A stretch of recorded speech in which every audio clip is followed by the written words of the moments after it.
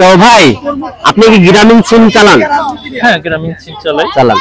আচ্ছা, এই যে গ্রামীণ সিমে যে আপনার এই টাকা, মিনিট কার্ড, এমবি কার্ড এগুলো যে আপনি ভরেন না? আছে এই ডেট দেওয়ার কারণটা কি? মেয়াদ ডেট দেওয়ার কারণটা কি? এটা মেয়াদ দেওয়ার কোনো যুক্তি পাই না খুঁজে। আর যদি মেয়াদ না দিত খুবই ভালো হতো। আমার টাকার এমবি সেটা কেন মেয়াদ দিবে? আর মেয়াদ শেষে এমবি গুলো কোথায় যায়? এটা কি চাঁদের দেশে চলে যায়? সেটা তো আবার তারা ইউজ করে অন্য কাউকে বিক্রি করে দেয়। অতএব আমি আমার টাকার মেয়াদ, এমবি কেনা মেয়াদ আমি চাই না। এটার মেয়াদ পক্ষে আমি নেই।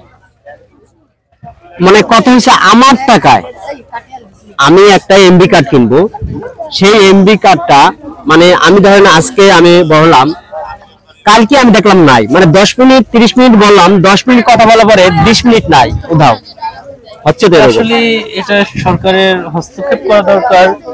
এই টেলিযোগাযোগ মন্ত্রণালয় যারা আছে তারা অবশ্যই এই ব্যাপারটা নিয়ে দেখবে, কারণ এটা আসলে আমাদের জনগণের উপরে এটা খুবই একটা অন্যায় হইতেছে।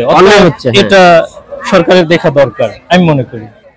এই যে গ্রামীণ বলেন, বাঙালিং বলেন, এয়ারটেল বলেন, বিশেষ করে মেন তো আমাদের দেশে তিনটাই। হ্যাঁ, অবশ্যই তিনটাই।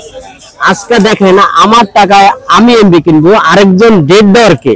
সেটাই ডেটটা দেওয়ার কে? এটা অঞ্চল ভাই, এটা তো বিস্কিট না, এটা চানাচুর না। অবশ্যই না। এটা ডেট দেওয়ার মানে কারণটা আমরা এটা আসলে আমরা মানে অনেক মানে ভাবতে পারি না যে এটা কি যুক্তিই নেই। অতএব এখানে সরকারের হস্তক্ষেপ করতে হবে। আমাদের একটা বিশ্বাস যে সরকার যদি এদিকে চোখ রাখেন বা দেখেন বিষয়টা নিয়ে, যদি জনগণের অনেক উপকার হবে। সাধারণ ভোক্তাদের এটা পকেট থেকে কোটি কোটি টাকা নিয়ে চলে যাচ্ছে একটা কোম্পানি। এখানে আমাদের তো কিছু বলার নেই। এটা সরকারের অবশ্যই কিছু করা দরকার। এই টেলিযোগাযোগ মন্ত্রণালয় যারা আছে তারা অবশ্যই ব্যাপারটা দেখবে আশা করি।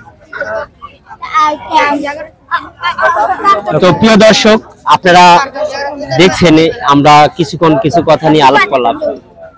আর আপনারা সবাই মনির 10 টিভি সাবস্ক্রাইব করবেন, শেয়ার করবেন, লাইক করবেন, কমেন্ট করবেন। ধন্যবাদ সবাইকে। আল্লাহ হাফেজ। আপনাদের অনেক ধন্যবাদ। আল্লাহ হাফেজ।